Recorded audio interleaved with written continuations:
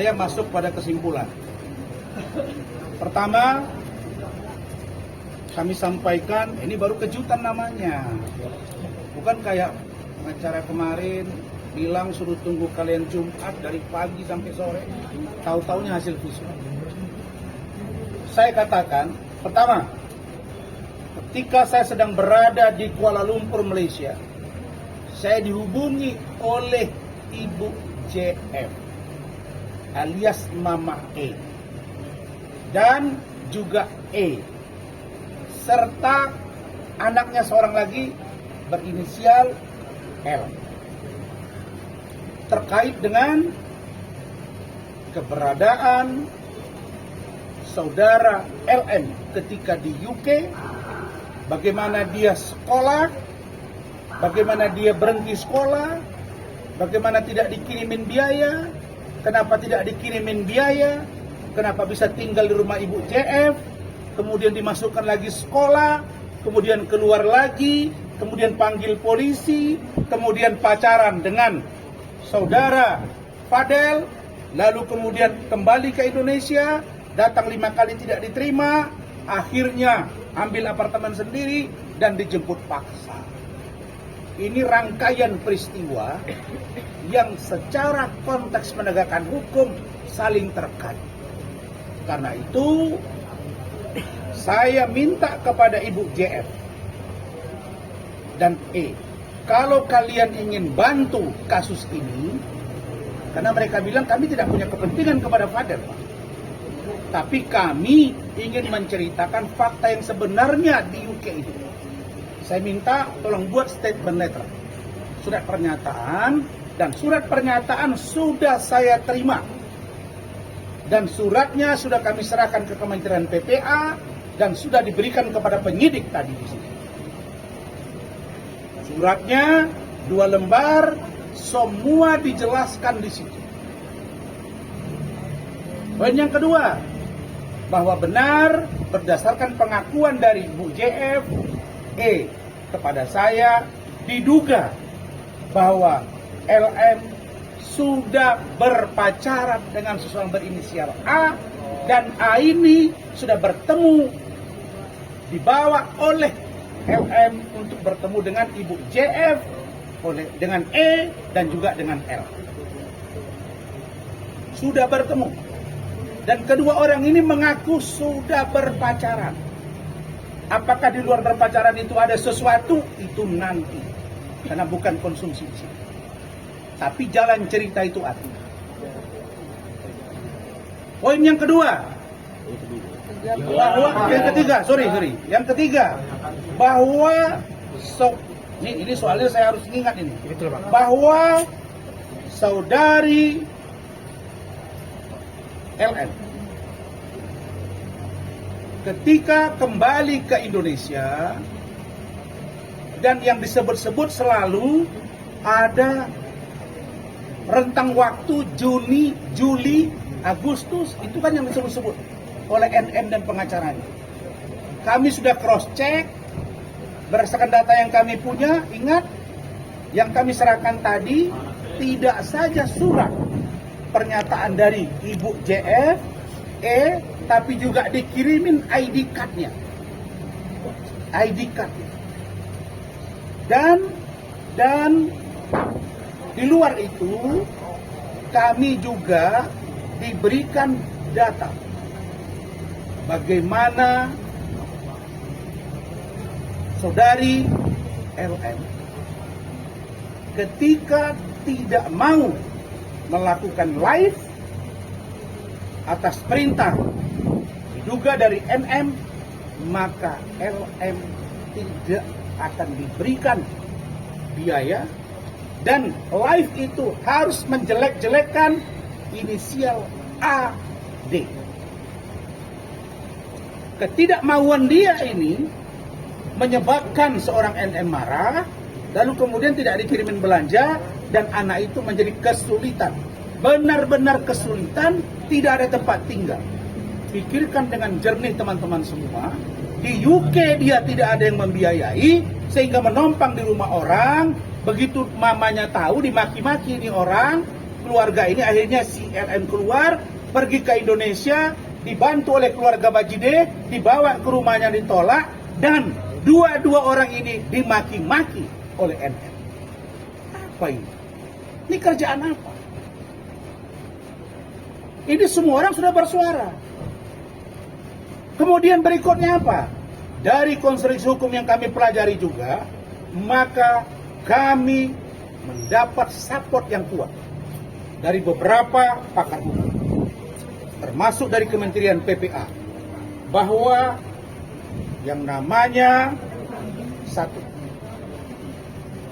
eksploitasi anak, perundungan, dan penelantaran masuk objek yang serius dalam kasus ini.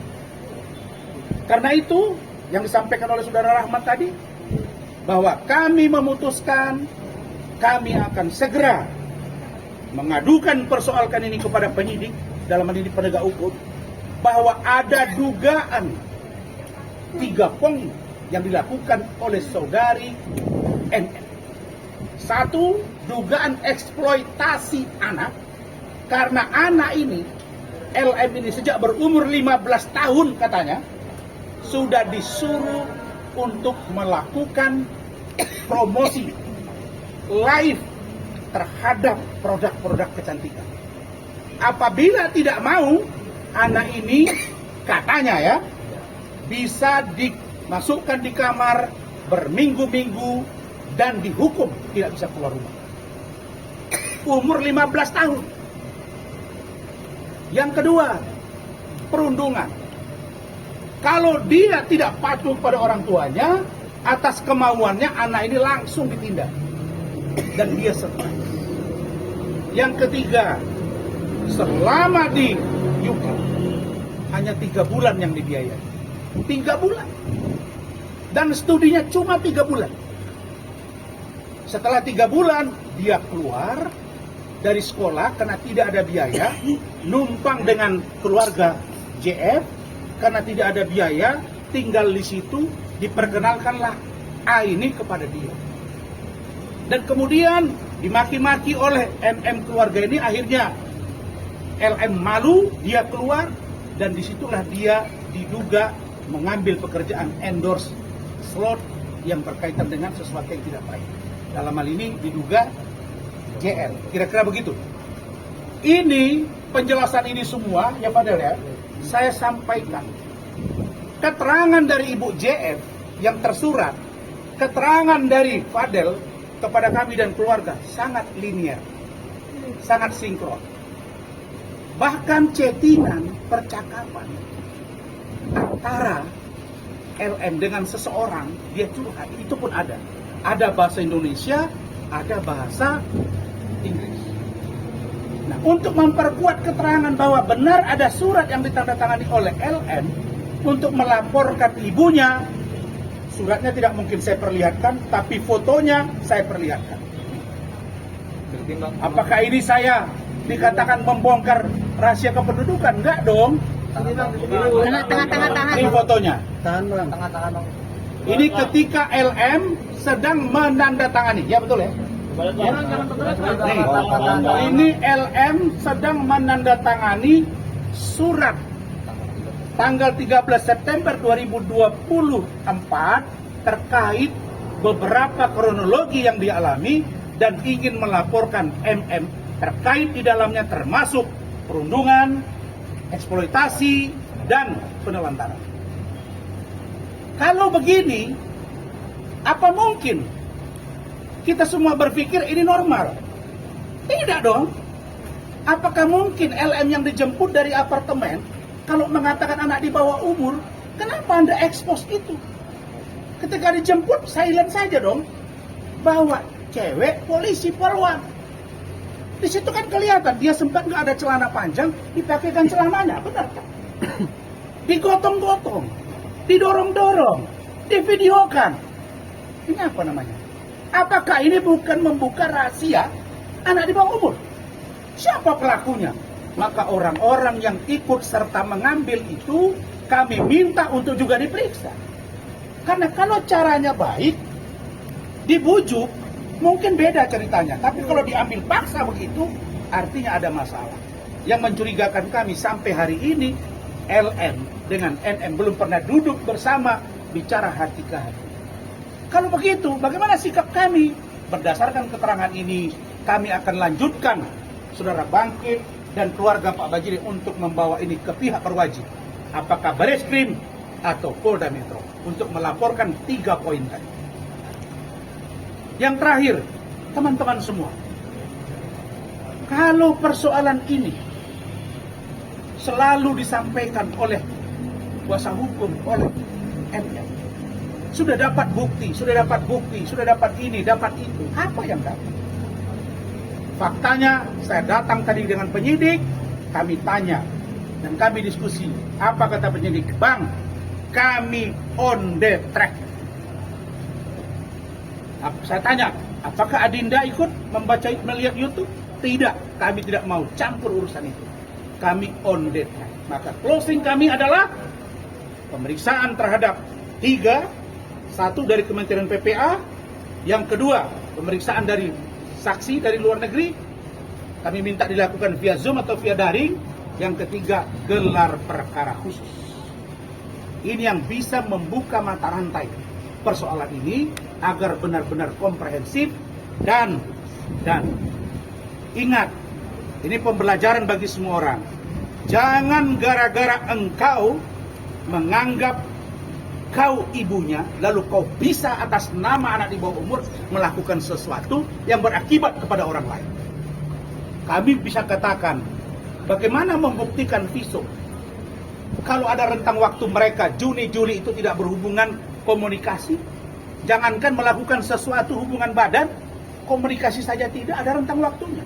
Siapa yang bisa menjamin bahwa Anda yang sedang berpacaran, di luaran sana Anda berkomunikasi dengan orang lain atau tidak? Karena Fadel tidak tinggal dengan LN.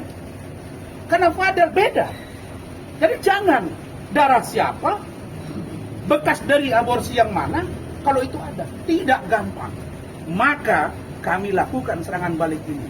Tapi tolonglah, Anda nggak usah bicara yang lain.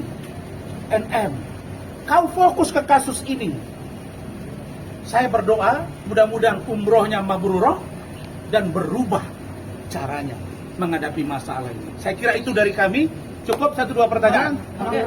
Padahal dengan dibilang katanya Loli sebelumnya dekat dengan A itu gimana Pak? Jawab aja. Menurut kamu gimana Padahal? Artinya bahwa ya. tidak hanya kamu, ternyata masih ada huruf A ini. Ya, kalau buat huruf A itu gue udah tahu juga, karena sebelum pacaran sama gue kan gue tahu dia lagi dekat sama bule. Ya, itu jadi gue tahu. Ya artinya kamu merasa dikambing hitamkan atau gimana Pak? Ya kalau merasa kami hitamkan, ya lihat nanti aja gimana ke depannya. Kalau merasa kami hitamkan ya berarti jadi kambing hitam lagi, ya kan? Oke, yang lain? Fadel, mungkin dong terkait di luar ini kan kemarin kan sebelum ini dirimu ke Polres kan banyak akun-akun yang ngaku, mungkin salah satunya ngaku nyokap. Nah itu seperti apa sih mungkin? Ya Bu Titi itu dengan statement-statement yang luar biasa provokator ya, artinya seperti ini seperti apa? Itu Martin yang jawab. Ya kalau ada Bukan, tunggu dong. Martin yang tahu kejadian itu. Martin yang tahu. kalau untuk akun itu udah dipastikan itu akun fake ya. Jadi bukan akun dari orang tua kita, dan itu udah dipastikan itu fitnah. Tapi Kak akan kedepannya mau melaporkan akun tersebut karena kan cukup provokatif ya untuk akunnya sendiri. Ya nanti mungkin kita Kami sudah diskusi untuk yang ini, kami tidak usah dulu, kecuali terus-terusan. Bahkan kami menduga ada orang yang justru itu juga yang kami duga untuk mencari simpati publik. Oke. Yang lain, apalagi ke Fadel?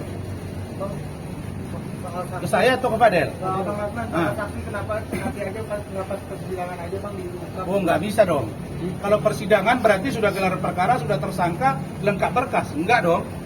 Pendekatan hukum itu ada yang namanya pra-adjudikasi. Ada pemeriksaan berkas, ada pendalaman materi, ada diatur di perkap. Kami berhak mengajukan itu. Karena itu kami yakin Fadel, saya amati dia di anteng-anteng aja gitu.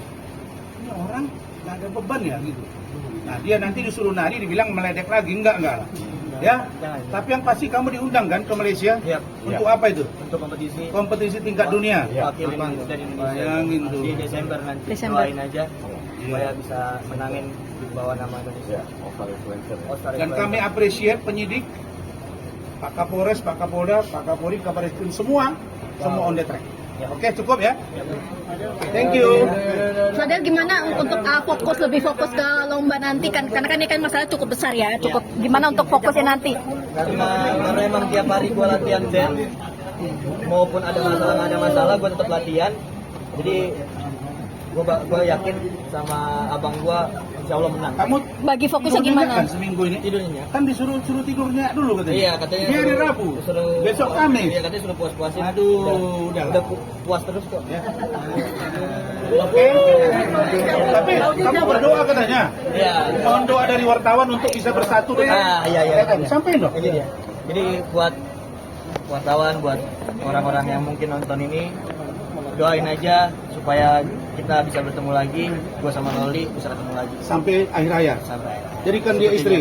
Insya Allah, alhamdulillah kalau dia jadi istri. Ya, mudah-mudahan NM terbuka hatinya. Siapa tahu umroh di Jabal Allah itu. Ya.